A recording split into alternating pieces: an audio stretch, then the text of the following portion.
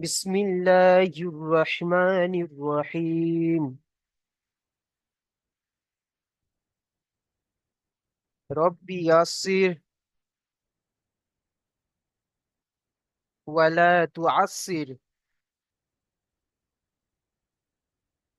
ওয়া তাম্মিম বিল খাইর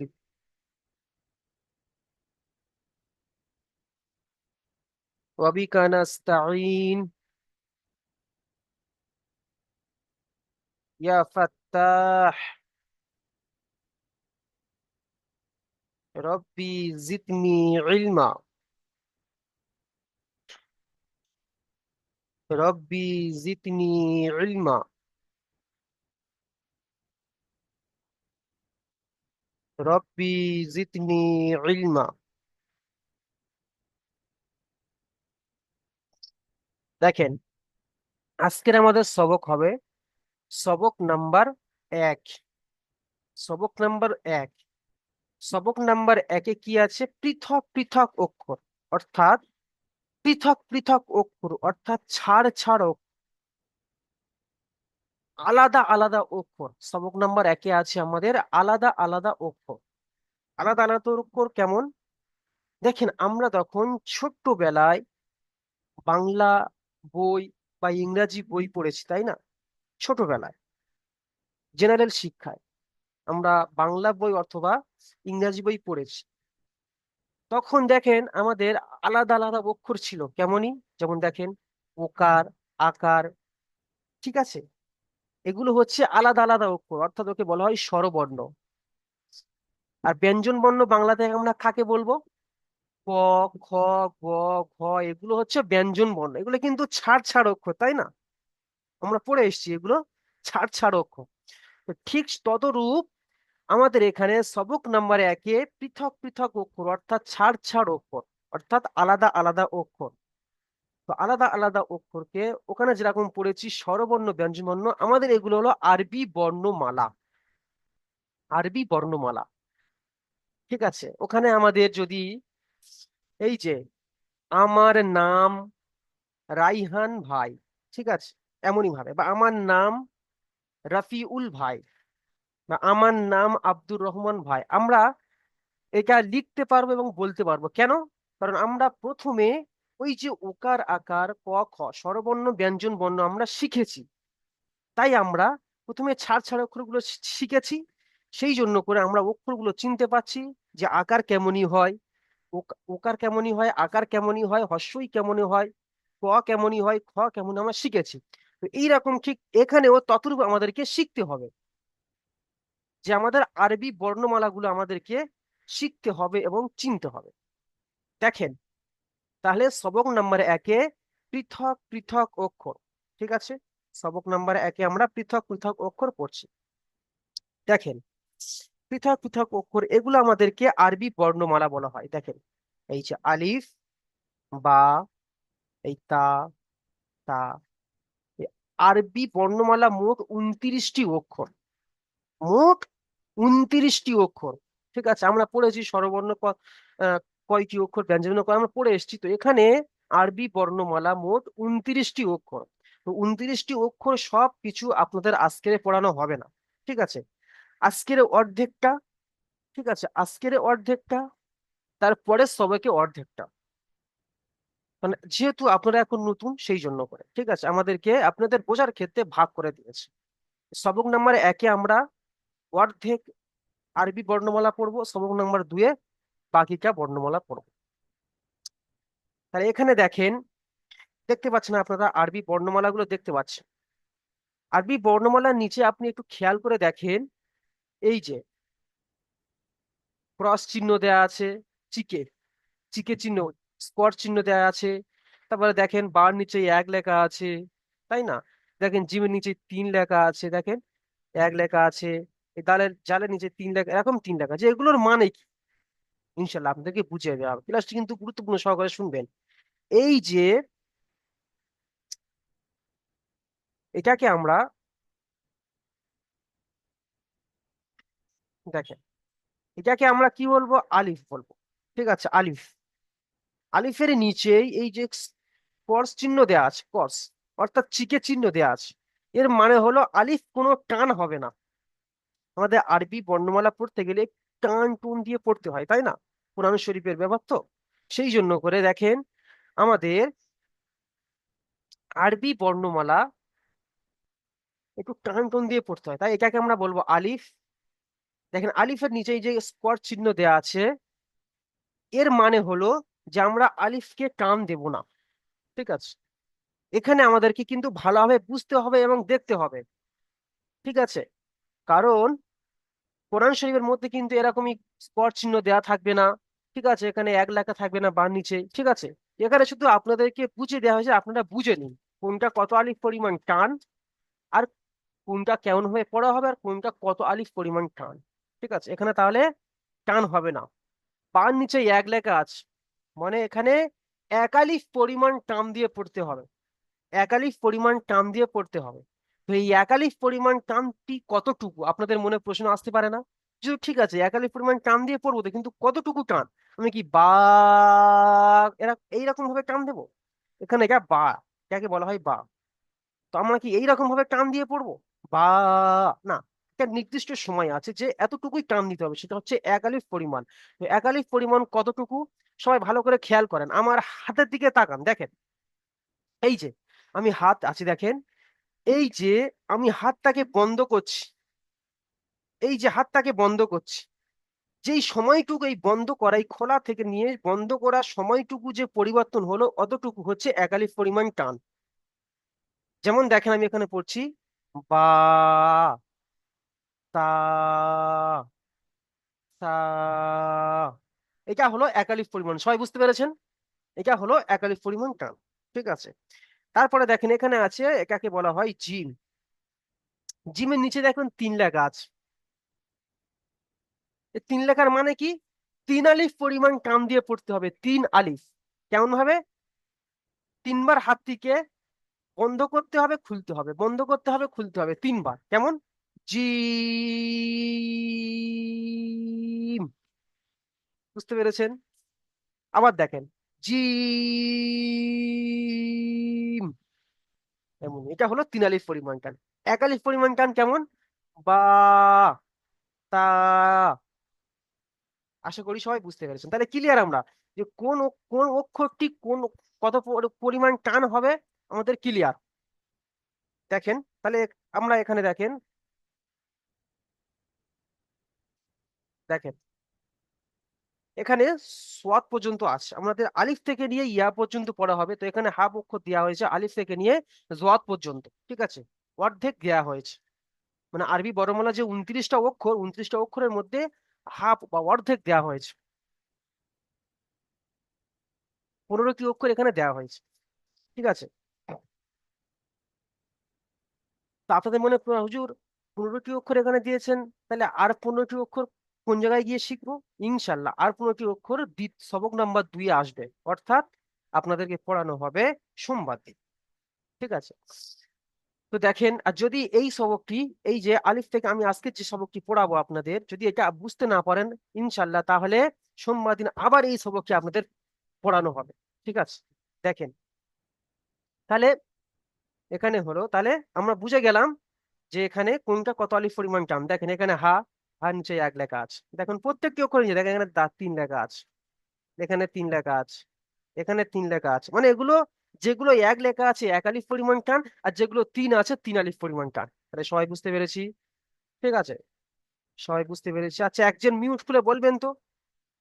আচ্ছা, আব্দুর রহমান ভাই আপনি মিউট খুলে বলেন। আব্দুল রহমান ভাই, আব্দুল,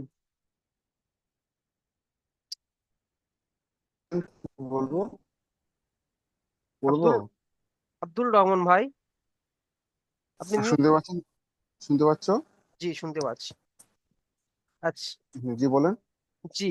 আচ্ছা, তাহলে আপনি বুঝতে পেরেছেন, বলেন তো দেখি যে এই বাটা কত আলিফ পরিমাণ টান হবে, এই তাটা?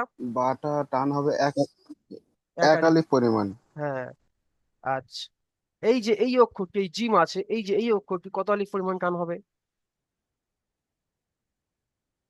ওটা তিন আলিফ পরিমাণ টান হ্যাঁ, হবে। তাহলে সবাই বুঝে গেলাম। ঠিক আছে, একজনকে ধরা মনে নয় যে, যে হুজুর আপনি একজনকে ধরলেন আর আমাদেরকে কাউকে ধরলেন না, আপনাদের সবাইকে পড়া ধরা হবে। শুধু এটাকে আমি জাস্ট, আপনারা যারা বুঝতে পারেননি বুঝে নেবেন, আর যিনি বলছেন তার কথাগুলো ভালোভাবে শুনবেন, তাহলে ইনশাল্লাহ পড়া হয়ে যাবে, ঠিক আছে? তাহলে আমরা শিখে গেলাম যে কোন অক্ষরকে কত আলিফ পরিমাণ টান দিয়ে পড়তে হয়, ঠিক আছে? আচ্ছা, তারপরে এলো যে আমরা অক্ষর চিনবো কেমন ভাবে, তাই না? আমাদেরকে অক্ষর চিনতে হবে। দেখেন এখানে, যদি বলেন যে হুজুর আমরা অক্ষর চিনে গেছি না, দেখেন এখানে এই যে বা, এই তা, আর এই সা, এই তিনটে অক্ষর দেখেন একই রকম দেখতে। দেখেন এমনই দেখতে, এমনই, এই নৌকার মতো, দেখেন নৌকার মতো দেখতে, তাই না? নৌকার মতো দেখতে, দেখেন নৌকার মতো এমনই দেখতে, তাই না? তিনটে অক্ষর দেখেন একই রকম দেখতে, তাহলে আমরা চিনবো কেমন ভাবে হুজুর? তিনটে অক্ষর তো একই রকম দেখতে, আমরা কেমন ভাবে চিনবো? দেখেন, তার আগে একটি কথা বলে দিই, আপনারা সবাই মন দিয়ে শুনেন। এই যে লিংক কেটে যাওয়ার পরে, ঠিক আছে, আপনাদের লিংক কেটে যাবে অটোমেটিকলি। লিংক কেটে যাওয়ার পরে আপনাদের হোয়াটসঅ্যাপে আবার নতুন লিংক যাবে, ওই লিংকে ক্লিক করে আপনারা আবার সবাই জয়েন হয়ে যাবেন, ঠিক আছে? দেখেন, তাহলে তিনটে অক্ষর একই রকম দেখতে কেমন ভাবে চিনবো? দেখেন বা, দেখেন এটাকে বলা হয় বা। বার নিচে এই যে দেখেন, এই যে বার নিচে যেই ছোট্ট মতো দেখেন গোল মতো আছে, তাই না? গোল মতো আছে, দেখেন এই যে দেখতে পাচ্ছেন সবাই? এই যে দেখেন, এই যে তার উপর দেখেন দুটো গোল মতো আছে, এই গোলটাকে বলা হয় নোক্তা। রাইহান ভাই কি বলা হয়? মিউট খুলে বলেন। নোক্তা হুজুর। নোক্তা।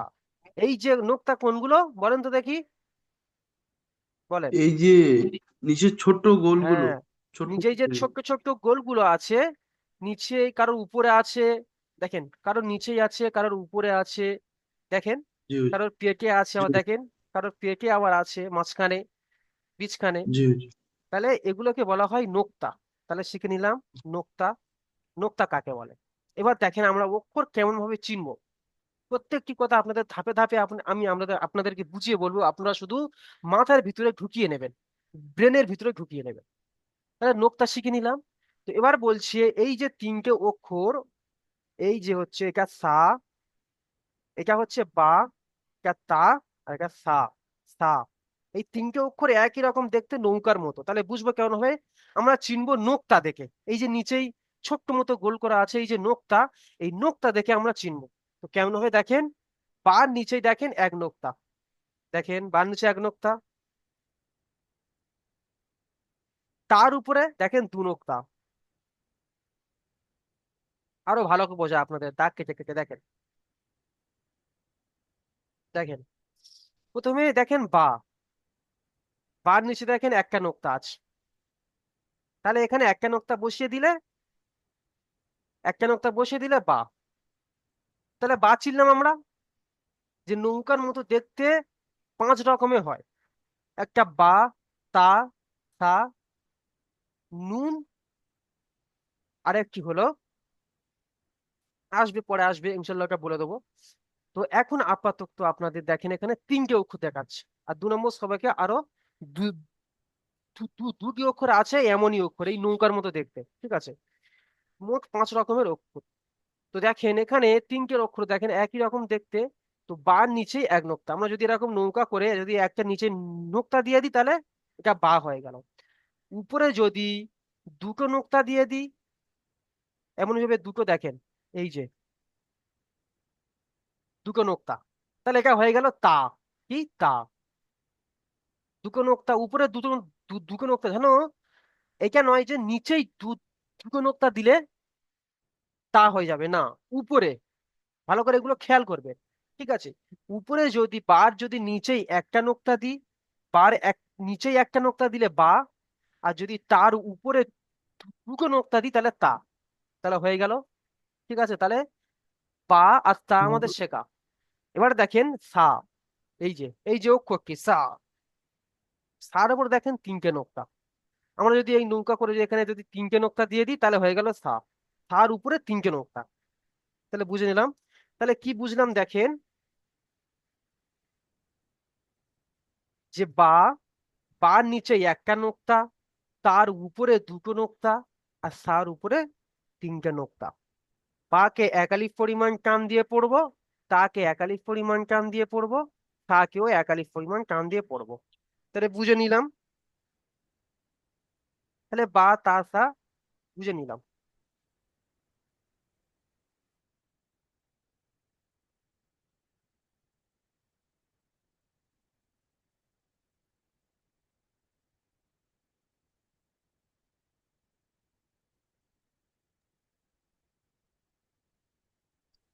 আচ্ছা,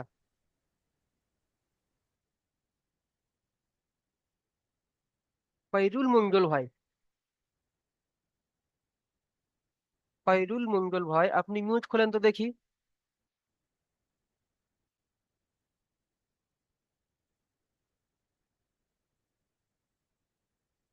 পেয়ারুল, পেয়ারুল মঙ্গল ভাই, এখানে পাইরুল লেখা আছে, তো পেয়ারুল মঙ্গল ভাই আপনি মিউট খোলেন।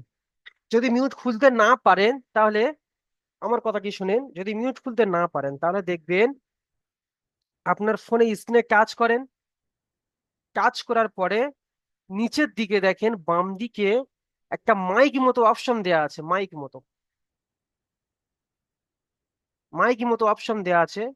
ওই মাইক মতো অপশনে আপনি কাজ করেন, দেখেন আপনার মিউট খুলে যাবে।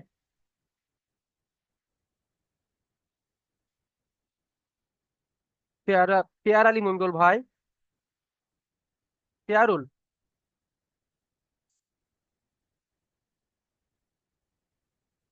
শুনতে পাচ্ছেন পেয়ারুল ভাই?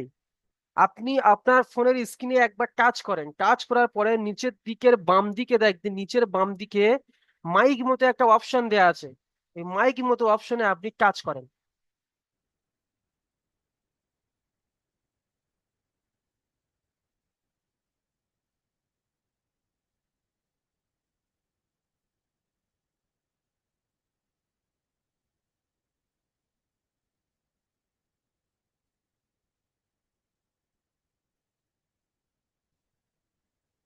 আচ্ছা, পেয়ারে ভাই কোনো সাড়াই দিচ্ছে না। আচ্ছা চলো, লাস্ট দেখা হবে ইনশাল্লাহ। দেখেন, তাহলে আমরা আ- আলিফকে শিখলাম। আলিফ কেমন দেখতে আপনারা সবাই শিখে নিয়েছেন তো? আলিফ শুধুমাত্র একটি গাড়ি, লম্বা গাড়িকে বলা হয় আলিফ। এই যে যেমনই এই আলিফের নিচে চিকে মারা আছে মানে আলিফ কোনো কান হবে না। আলিফ, আলিফ এমনই পড়া আলিফ। বা কে এক আলিফ পরিমাণ কান দিয়ে পড়তে হবে, বা নিচে এক নোক্তা বা।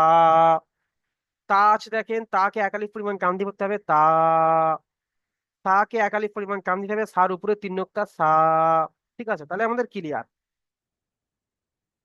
তা আলিফ বা তা সা আমাদের ক্লিয়ার। তারপরে দেখেন জিম আছে,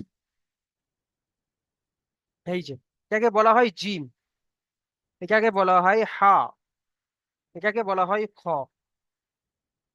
এই জিম হা খ একই রকম দেখতে না? এই তিনটে শব্দ দেখেন, এই শব্দ কি আর এই দুটো শব্দ, এই তিনটে শব্দ একই রকম দেখতে, তাই না? ঠিক কাস্তের মতো, তাই না? এমনই, এমনই, তাই না? এমনই, এমনই দেখতে। তো এই যে কাস্তের মতো দেখতে, এর মাঝখানে যদি আমি একটা নোক্তা দিয়ে দিই,